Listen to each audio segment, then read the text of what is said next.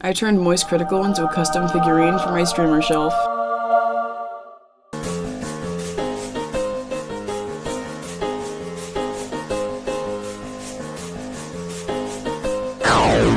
Hello guys, welcome to episode 3 of turning streamers into creepy replicas. This time I'm proud to say that I made a figure of the one and only MoistCr1TiKaL.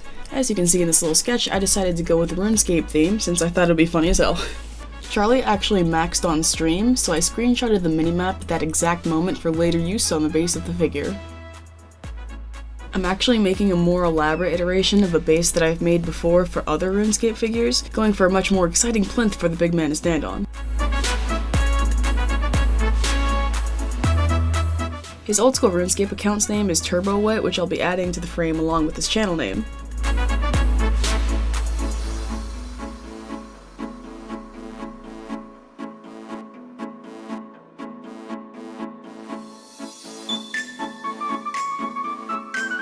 Opening up a generic man model in ZBrush, I began to try and replicate the pose I had going on in my sketch, but decided to have his knees bent for more passion, more energy.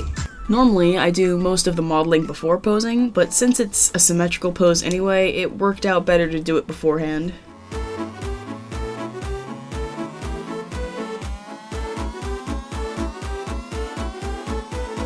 Now, you really have to trust the process here.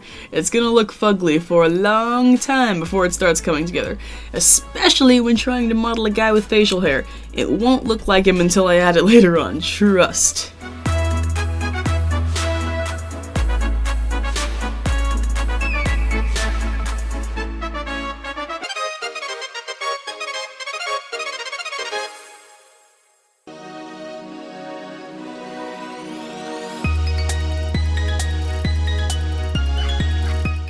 Look, see? There's our guy.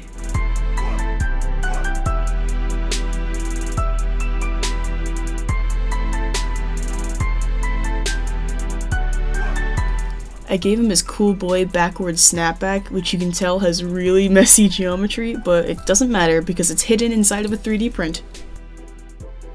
I was considering giving him actual hair, like from yarn, from a doll, from my own head, but I think it might have looked weird, so modeled hair it is.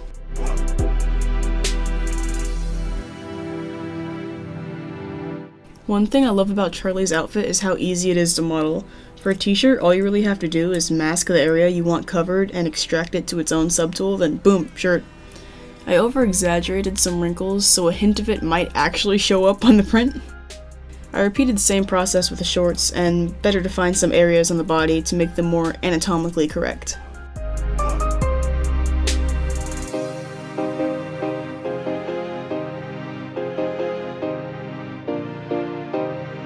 I whipped up a quick copy of the ancient staff for him to hold by essentially tracing the game model in Maya. I've seen people rip models directly from the game, but that feels like it'd be, like, illegal or something. Either way, it's really fast to just make it yourself.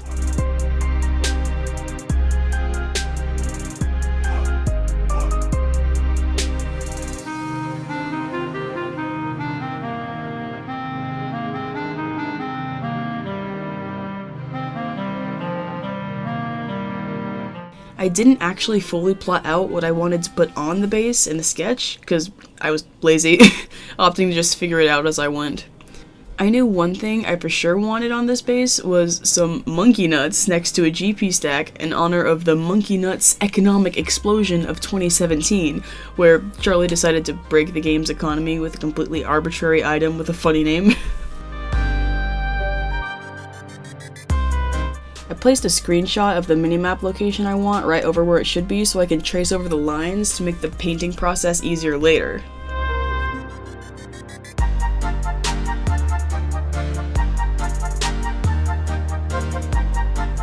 I started by using the curve tool to plot points on the map that I'd later convert to polygons, but for some reason they weren't aligning with my cursor. You can see it's like slightly down and to the right of where I'm actually clicking. I swear to God, at this moment, I was peeved to the extreme maximo because this was how I always did it and it just wasn't cooperating all of a sudden for no reason. But it ended up working in my favor though, since I ended up finding a much better way of getting the lines I wanted and it looked nicer too. So I deleted the portion I already made and wasted like an hour or two, but it's all groovy.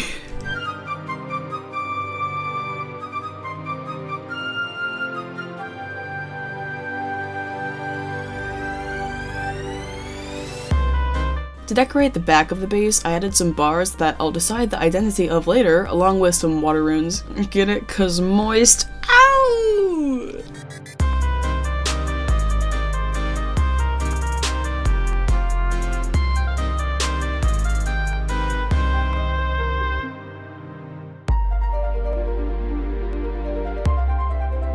To break up the silhouette, I thought of taking the skill bars and joining them to the back of the base, making sure to include their signature forced perspective look.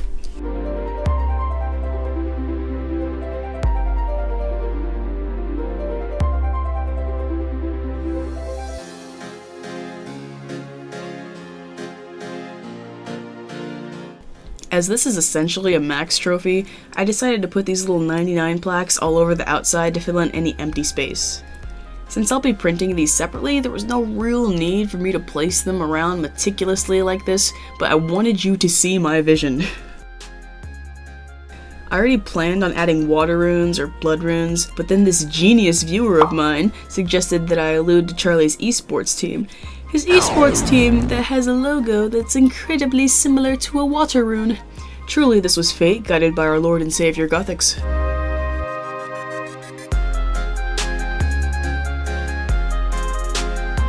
Would it really be a MoistCr1TiKaL figurine if I didn't reference the greatest Charlie moment of all time? I'm sure there could have been a more clever way of referencing this. Unfortunately, I am only medium clever. So behold, text. As I critiqued my own work, I decided to make some alterations to the face of the model. I swapped out the "yeah baby" face to the "whoa" face, as it had more like visceral emotion to it.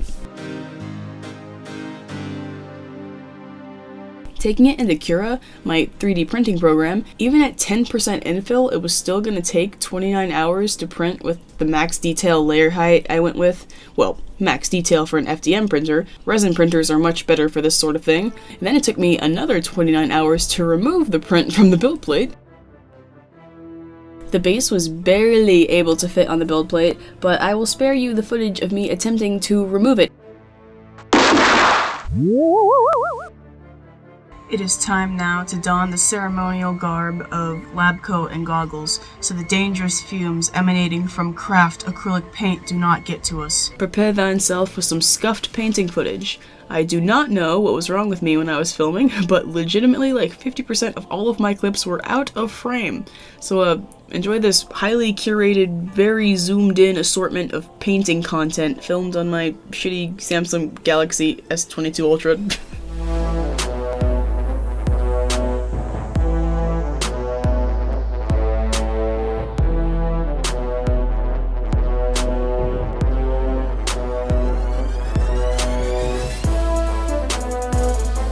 I tried out this camera position for a second, which did look better. Unfortunately, I cannot see from this angle. Here you can see me trying my best to replicate the minimap. My hands are naturally pretty shaky at all times, so that extra step I took to model in the boundary lines definitely helped.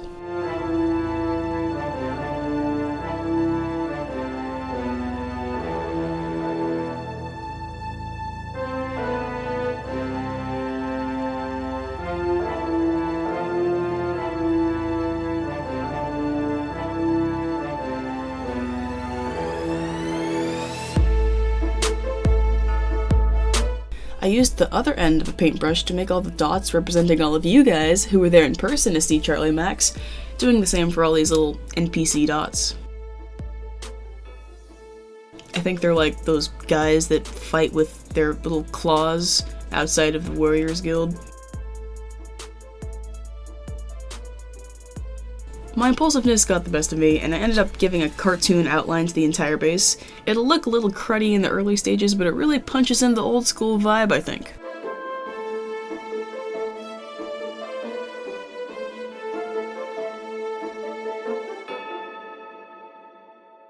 Also, I had to glue on part of the GP stack that I broke when trying to remove the supports. Super glue, my beloved.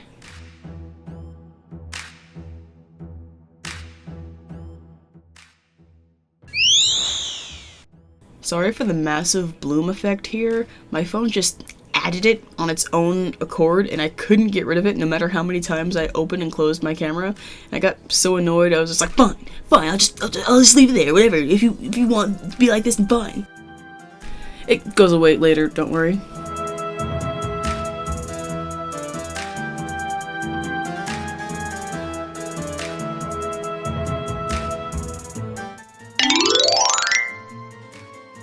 Moving on to Big Charles himself, I began painting his iconic white shirt. I was initially debating whether or not I would put him in some sort of RuneScape armor like Bando's graceful full dragon or something, but I was worried that he wouldn't be recognizable without his white shirt and black shorts.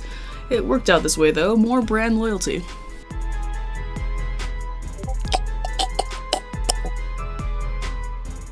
Woo! Yeah, baby! That's what I've been waiting for. That's what it's all about. Woo!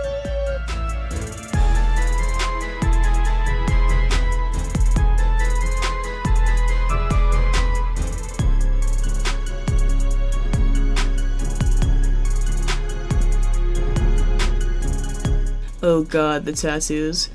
I was originally planning on just bullshitting some random designs, but I folded and ended up trying to make them at least somewhat accurate. I quickly ditched the paintbrush though and opted for a fine liner pen. Is this cheating? It really felt like cheating. Oh yeah, and damn near all of this was out of frame too. Oops!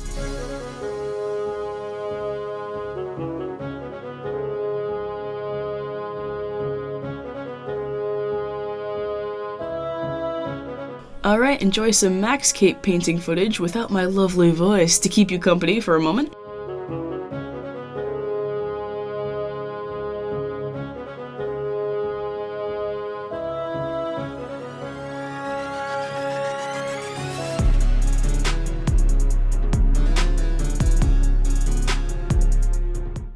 Oh, cool. What are you making? Is that one of those Minecraft things? Yes.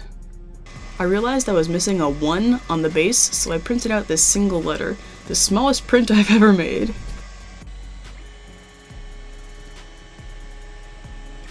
Ta-da!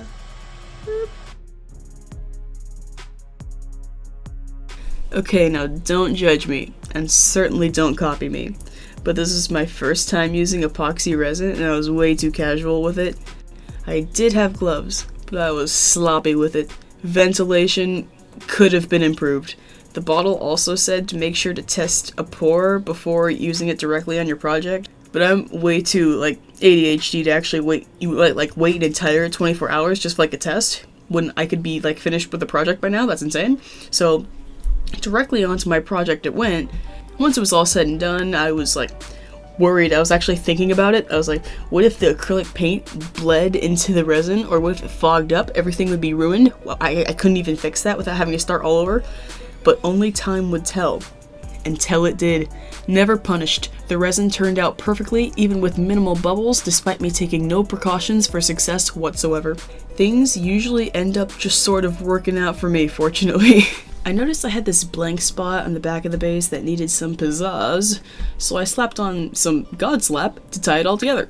It probably would have looked better if I sketched it out on the base before painting directly onto it, but that's a lot of work and I was like, it'll be fine.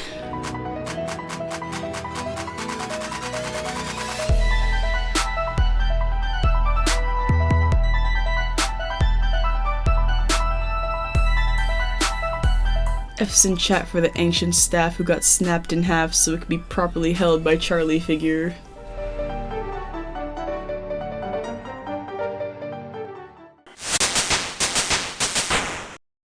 And now the reveal. Thanks for sticking through to the end of the video, or skipping to the end to see the results. Either way, I appreciate you watching it at all. I'd love to hear your thoughts on the figure. Also, I'm not currently partnered with YouTube, so I don't make any money off of these videos yet. If you like my channel and want to see more content like this, maybe consider becoming some of my first patrons and get a shout out in the next video. Patreon link is in the description. Have a suggestion for who I should make next? Leave a comment down below and maybe consider subscribing. Bye!